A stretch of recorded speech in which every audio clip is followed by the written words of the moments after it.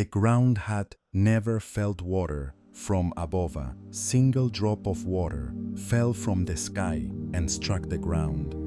The ground had never felt anything like it. Since the first morning of the world, water had only come from one direction, up. A mist rose from beneath the soil every morning and wrapped the roots of every tree and every blade of grass, and that was how the earth drank. No cloud had ever crossed the sky. No storm had ever darkened the horizon. No drop had ever fallen from above. Until this night, the old Hebrews had a word for what was coming, Mabul. It appears in only one context in all of Scripture.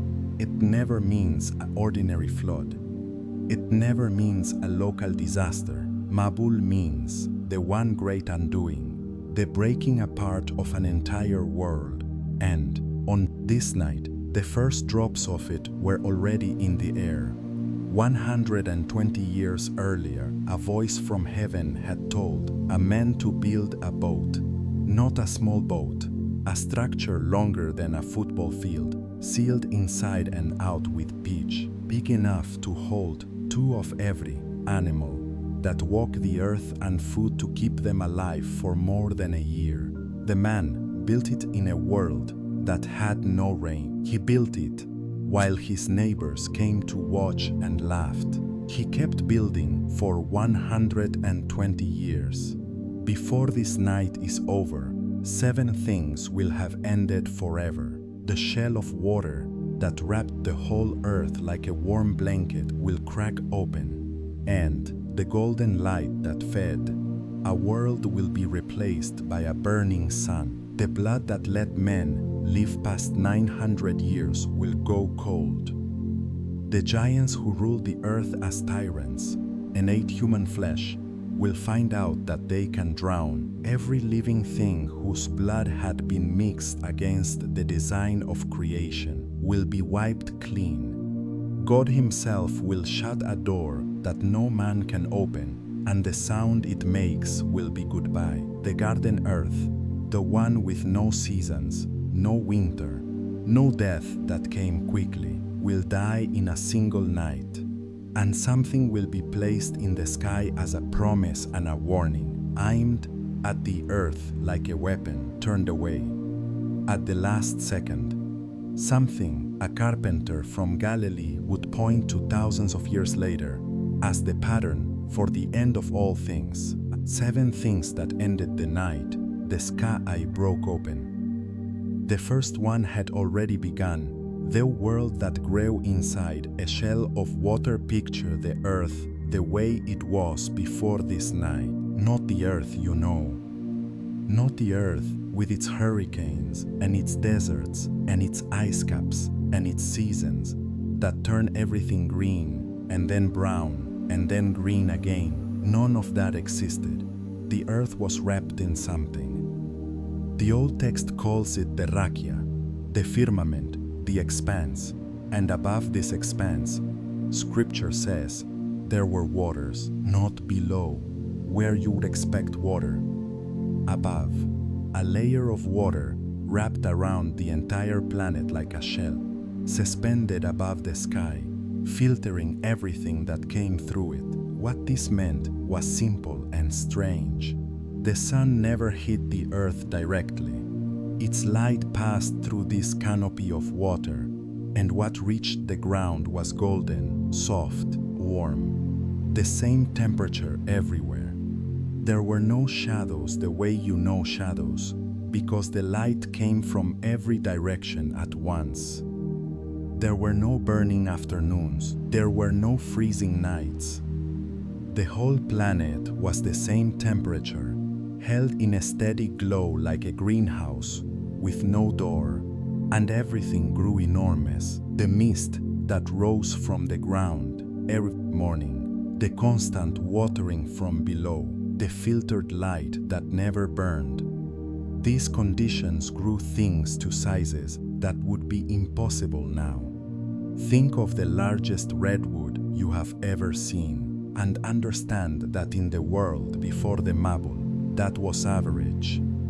ferns the height of buildings, leaves the size of tablecloths, roots that went deep into soil, that was soft and rich and never dried out, because it could never dry out. There was no drought. There was no season where things stopped growing. Everything grew all the time. The air was heavy with water. You could taste it when you breathed. The world felt like the inside of a greenhouse, damp, warm, alive in a way that the air after the flood would never feel again. The mist came every morning like a faithful servant, and no one thought about it, the way no one thinks about breathing until they cannot. And the people who lived in this world lived a very long time. Adam lived 930 years, Seth lived 912, Jared lived 962, and Methuselah, the oldest man who ever drew breath, lived 969 years, nearly 1,000 years in a single life. Think about that for a moment. A human being born into this world could live for almost 10 centuries. They could watch the world change slowly, the way you watch a river move.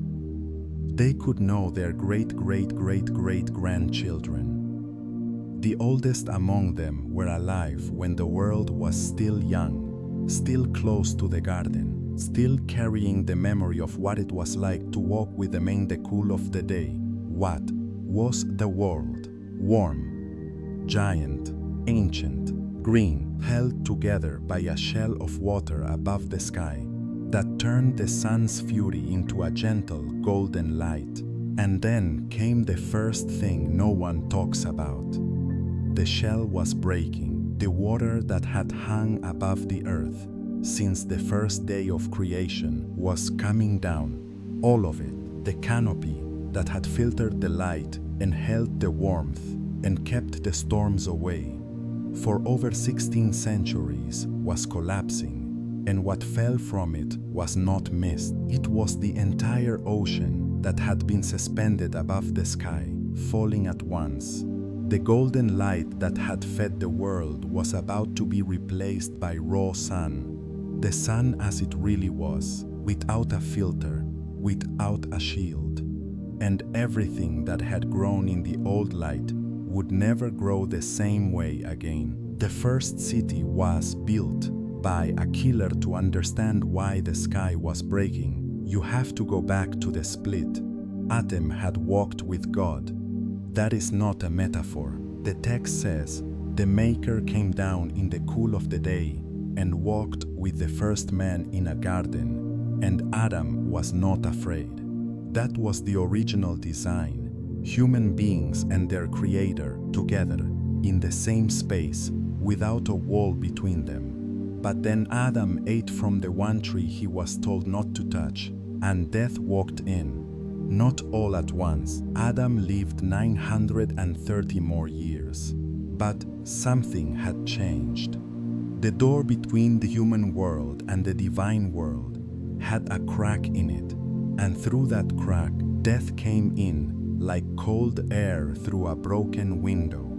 Adam had children, and those children split into two lines that would carry the whole story. The first line came through Cain. Cain was a farmer. His brother Abel was a shepherd.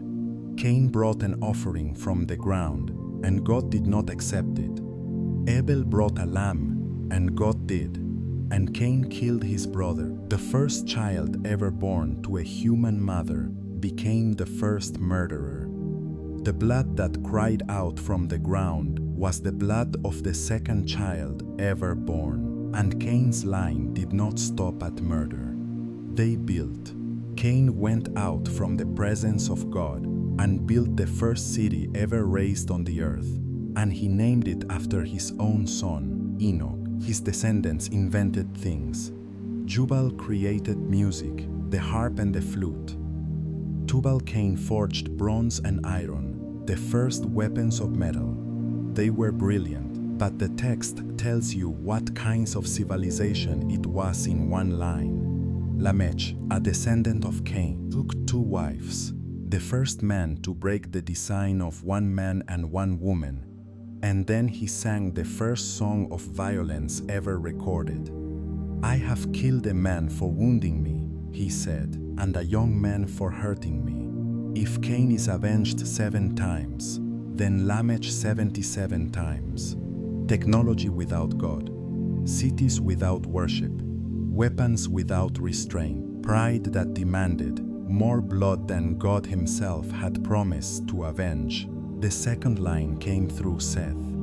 After Abel was killed, Eve had another son and named him Seth, saying, God has given me another child instead of Abel. And the text says something quiet and enormous about Seth's line. At that time, people began to call on the name of the Lord. Seth's descendants did not build the first city. They did not forge the first weapons. They kept something else alive. They remembered God. They spoke his name. They walked with him the way Adam had, imperfectly, with the crack of death still in the wall, but facing the right direction. For generations, these 2 lines lived apart. Cain's people in their cities, with their weapons and their music, Seth's people in their tents, calling on the name of the Lord. 2 bloodlines, 2 directions. Now, hold those 2 pictures in your mind. The city with its forge and its song of blood, and the tent with its quiet calling on the name of the Lord. Hold them both, because what happens next will destroy them both. They mixed. The text says it in 6 words that changed everything. The sons of God saw the daughters of men. The line that knew God looked at the line that had rejected God, and they crossed the line that had kept the 2 worlds apart. This was not just marriage. This was the sacred pouring itself into the corrupted, the last. Trace of the walk in the garden was drowning in the noise of the first city. And here was the second thing that ended the night. The sky broke open. The bloodline that had kept human beings close to their Maker, the blood that carried the memory of the garden, the blood that let men live 900 years, was being diluted past the point of recognition. The long lifespans were not just a product of the canopy. They were a product of blood that was still close to what God had made. And that blood was being mixed with something else now. The 900-year life was already dying, long before the water came. 200 watchers came down on a mountain, but the mixing of 2 human bloodlines was not the worst thing that happened. Something far older was watching. The text says, the sons of God saw the daughters of men, that they were beautiful, and they took wives for themselves of all whom they chose. For centuries, readers have stopped at that sentence and asked one question: who were the sons of God? The oldest tradition, the one carried in the book of Enoch, the one preserved in the Ethiopian Bible, the one Jesus' own listeners would have known, says they were not human. They were watchers, angels, beings who stood in the presence of God and were given a name that meant something specific: sons of God, not sons of men. Beings made directly by the Creator, not born of woman, not bound to the earth. And they looked down. Here is what the old tradition says, and it is worth slowing down for. 200 of them, 200 watchers descended on a mountain. The tradition names the mountain Mount Hermon, and it names their leader Semhasa. And under Semhasa, they made a pact. They bound themselves with a curse together because they knew what they were about to do was forbidden. They knew. They stood on that mountain, and they looked at each other, and they felt the weight of what they were about to break, and they did it anyway. They swore an oath together so that no one could turn back alone. 200 beings who had lived in the presence of God, choosing to leave it, for desire, for something they could see below them and could not stop wanting. They had stood in light that had no source and no shadow. They had heard sounds that no ear made of flesh could hear. They had existed in a place where time did not move, where nothing aged, where nothing died.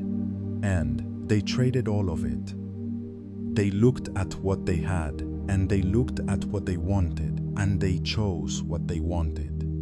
That is the oldest story in the universe.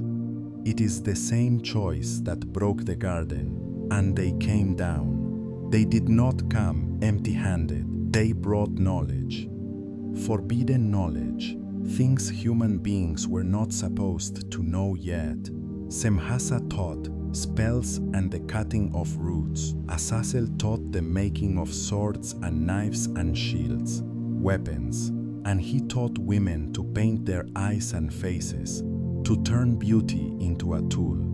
Barakihal taught astrology. Others taught the signs of the clouds, the signs of the earth, the signs of the sun and the moon. It was a dump of knowledge from beyond the earth, and it broke the world open. The first metal weapons, the first sorcery, the first astrology. The civilization that Cain's line had started got injected with knowledge from outside the human world, and it grew like a fire fed by oil.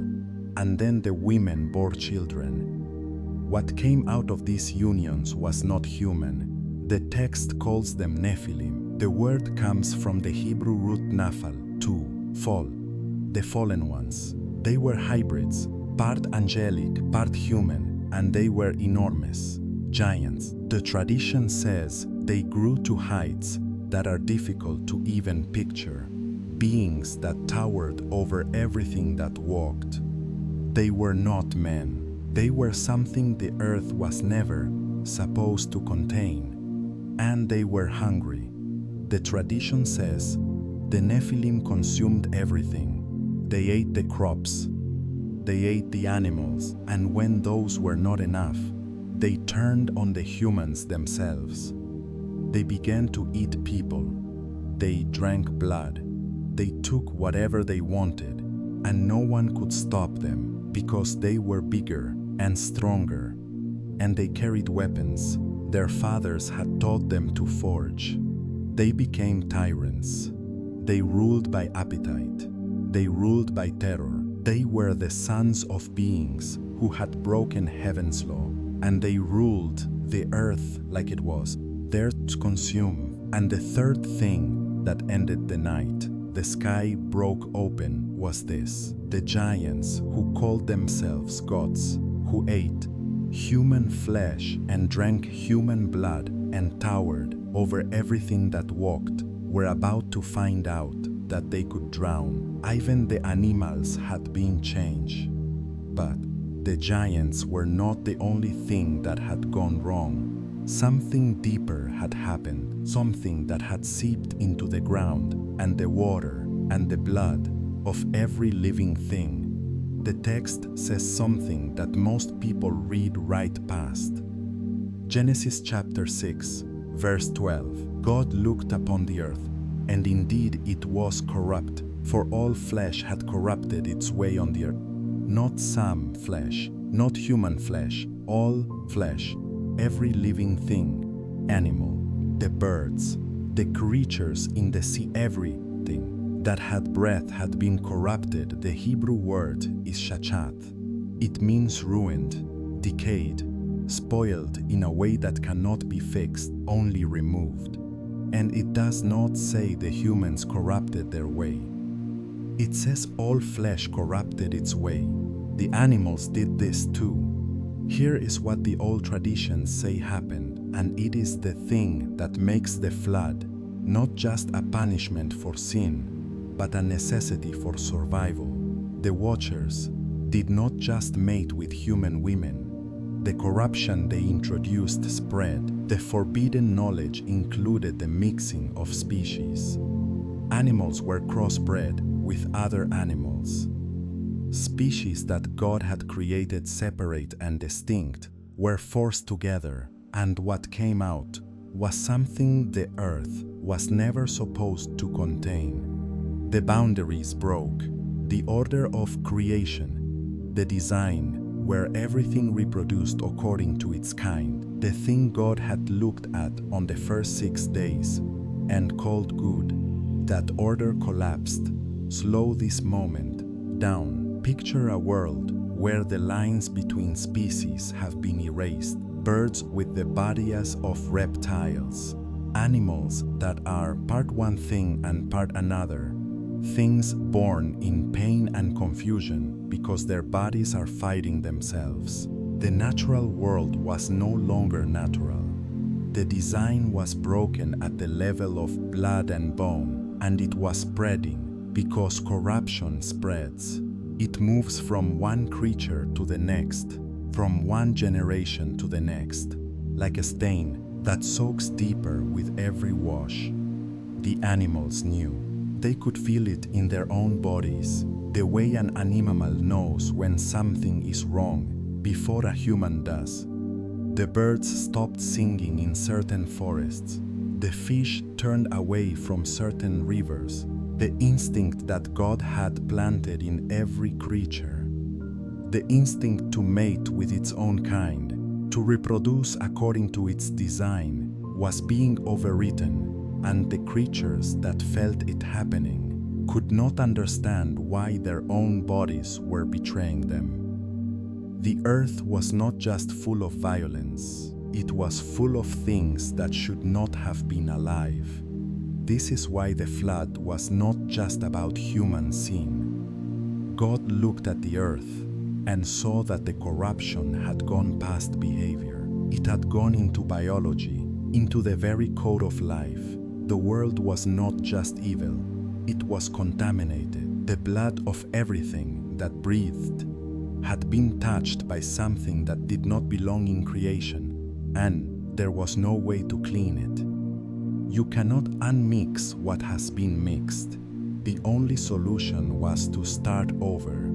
And the fourth thing that ended the night, the sky broke open, was this. Every living thing whose blood had been crossed, every creature that was part one thing and part another, every animal that had been changed at the level of its design, all of it was about to be wiped clean, not punished, removed, the way a surgeon cuts away tissue that has gone bad, not out of anger, out of necessity, because if it stayed, it would spread until nothing God had originally made was left. And then the text says something about God that stops you cold. It does not say God was angry. It does not say God was furious. It says, and the Lord was sorry that he had made man on the earth, and he was grieved in his heart. Grieved, not the word you expect for a judge passing sentence. That is the word you use when you have built something with your own hands and watched someone you love destroy it. The Maker looked at the world. He had spoken into existence. The world he had filled with giant trees and golden light and animals that reproduced according to their kind. And his heart broke, not with rage, with grief, the kind of grief that does not shout, the kind that sits heavy in the chest and makes the room feel like it has no air in it. God shut the door with his own hands, but there was one man. His name was Noah, and the text says two things about him that you need to hear together.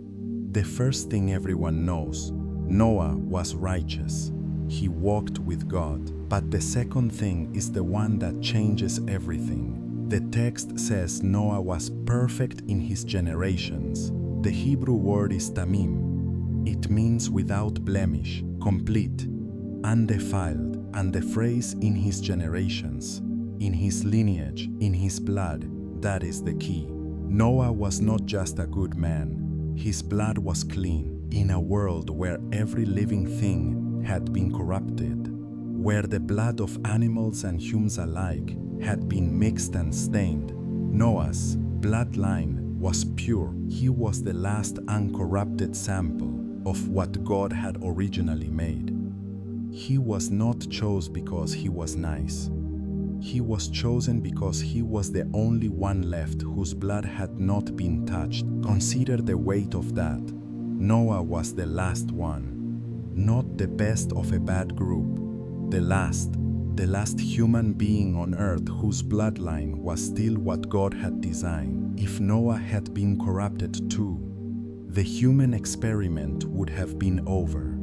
The image of God in humanity would have been erased from the earth, and God told him to build a boat, 300 cubits long, 50 cubits wide, 30 cubits high, roughly 450 feet long, 75 feet wide, and 45 feet tall.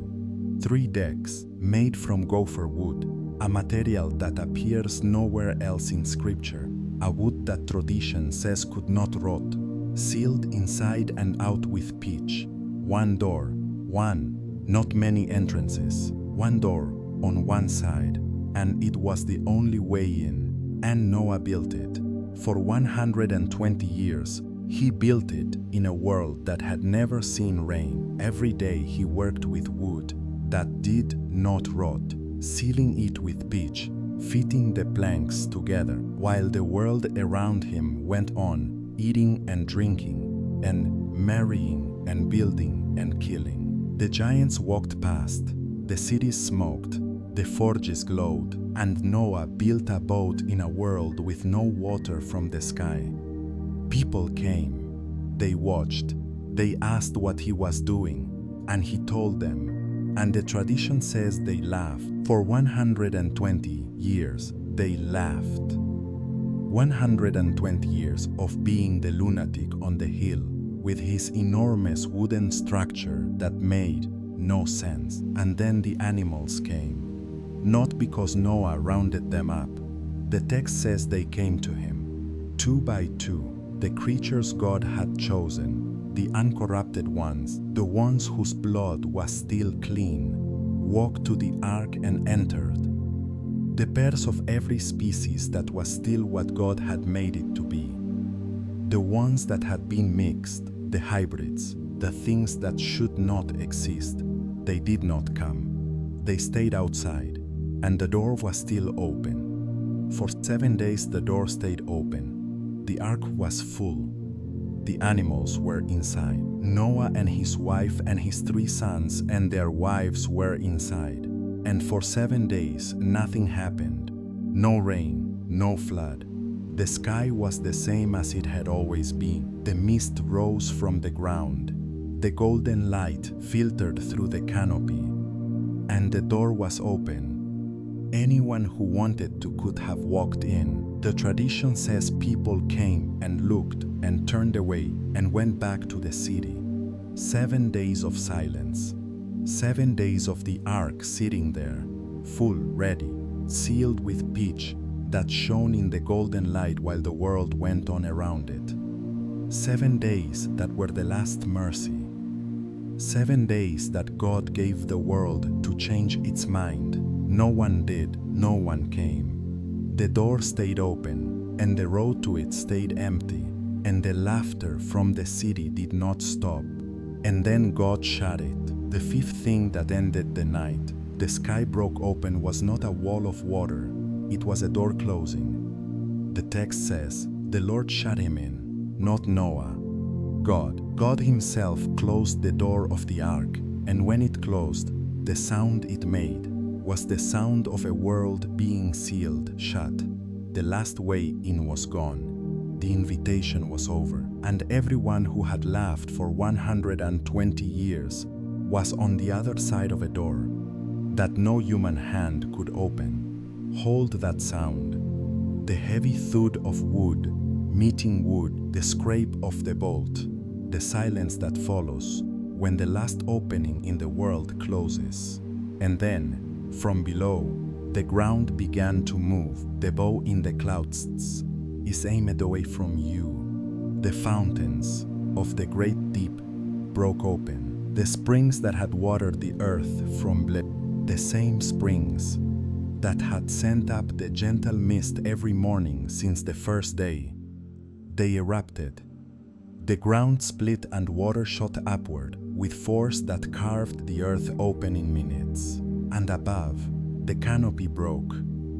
The water that had been suspended above the sky for over 16 centuries came down in a wall, and the first rain the world had ever seen was not rain. It was collapse. It was the sky falling. The water rose. For 40 days and 40 nights it came from above and below, and the text says, the waters rose higher and higher, and all the height under the whole heaven were covered. The giants could not stand against it. The Nefilim, who had ruled the earth with terror and appetite, who had eaten human flesh and towered over everything. The water did not care how tall they were. It rose past their knees, past their waists, past their chests, past their heads. The knowledge their fathers had given them, the weapons, the sorcery, the signs of the stars, none of it could stop water. They had been gods on the earth, and water made them nothing. Imagine the last giant standing, the last one who can still hold his head above the surface, his feet finding no ground, the water filling his mouth, his lungs, his enormous body that once made the earth shake when it walked. He had ruled by appetite. Now, the earth itself was swallowing him. The cities of Cain's line, the first city built by a killer, the forges where metal weapons were born, the halls where Lamech sang his song of blood, all of it went under. The music went silent. The fire went out. Everything died. Every creature that had been corrupted, every hybrid that should not have existed, every human being whose blood had been mixed. The sixth thing that ended the night, the sky broke open, was the garden world itself, the warm, golden, seasonless earth, where men lived 900 years and trees grew to the sky, and no storm had ever crossed the horizon. That world died in 40 days, and it did not come back. When the water finally receded, when the ark came to rest on the mountains of Ararat, when Noah opened the door and stepped out onto a world that was empty and silent and raw, what he saw was not the world he had left. The canopy was gone. The golden light was gone. The sky was blue and hard and direct, and the sun burned where it had once glowed. The ground was mud. The trees were gone. The giant ferns and the towering trunks that had grown for centuries in the golden light were nowhere, swept away, broken, buried under layers of silt and rock and the bones of everything that had died. The world Noah walked out into was raw and stripped, like a body after surgery, alive but missing everything that had made it what it was. God spoke to Noah and said something that had never been said before. Every moving thing that lives shall be food for you. In the old world, no one ate meat. Now, for the first time, death was on the menu. The world after the flood was harder, colder, shorter. The lifespans began to drop. Shem lived 600 years. His son lived 438. By the time of Moses, it was 120. The blood that had let men live nearly a millennium was thinning out, and the world that had sustained it was gone. And God put something in the sky, the seventh and final thing that ended the night. The sky broke open was not a thing that ended. It was a thing that began. God placed a bow in the clouds. The Hebrew word is keshet. It means a weapon, a bow, the kind of bow that shoots arrows. God and his weapon in the sky, and he aimed it away from the earth. The rainbow is not a decoration. It is a warrior's bow, unstrung, pointed at the heavens, turned away from the people below. It is the sign that God has put down his weapon. But it is also a reminder that the weapon exists, that the water came once, that the door closed once, and then, thousands of years later, a man stood on a hillside in Galilee and talked about this night. His name was Jesus, and he said something that should make you sit up. He said, "As it was in the days of Noah, so it will be at the coming of the Son of Man." People were eating and drinking, marrying and giving in marriage, up to the day Noah entered the ark. And they knew nothing about what was coming until the flood came and took them all away. He said the same pattern is coming again. Not water, something else, but the same blindness, the same laughter, the same door that stays open for a long time and then closes. The same people who are too busy building their world to notice that the sky is about to break. And here is where this stops being a story about people who lived a long time ago and starts being about you. You are living in the days he was talking about. You are living in the time between the warning and the water.